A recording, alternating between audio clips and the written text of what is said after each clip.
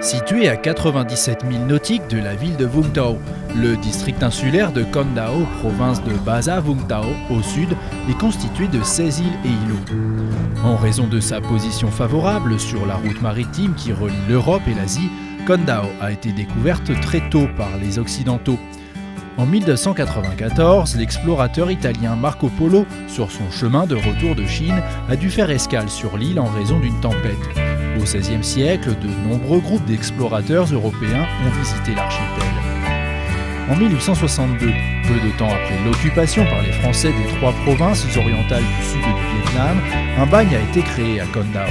Jusqu'en 1975, soit 113 ans, l'archipel fut l'enfer sur Terre pour des milliers de prisonniers vietnamiens. Avec plus de 200 km de littoral, Kon Dao possède de belles plages immaculées comme Dak Dop, Dam Chao, Canh Hon Co, mais aussi un parc national avec 600 hectares de forêt primaire. Cette île affiche un grand potentiel en termes de développement du tourisme maritime et écologique. Nous venons d'Allemagne. Kon Dao est une belle île, vierge qui plus est. Elle abrite de nombreux vestiges historiques importants du Vietnam. Pour promouvoir le tourisme du district insulaire, il est important d'investir dans les infrastructures afin de faciliter le trafic aérien et maritime entre le continent et l'île de Kon Dao. Kon Dao est également considéré comme un lieu sacré de la patrie où de nombreux héros sont tombés pour l'indépendance nationale. C'est vraiment une belle île avec un long littoral et de nombreux vestiges historiques, des traces inoubliables.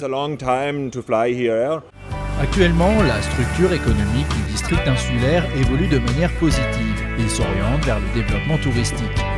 La croissance moyenne du PIB du district atteint plus de 15% par an. De nombreux ouvrages ont été construits, tels qu'un aéroport, un port, un système de transport et de télécommunications, contribuant au changement de la physionomie du district insulaire.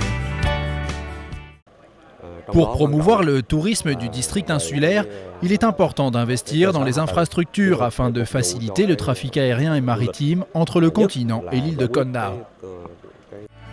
Dans son plan d'aménagement général d'ici 2020 et sa vision 2030, Kon Dao met l'accent sur l'harmonie entre développement économique, préservation des vestiges historiques et culturels, mais aussi des écosystèmes, dans le sens d'un développement moderne et durable.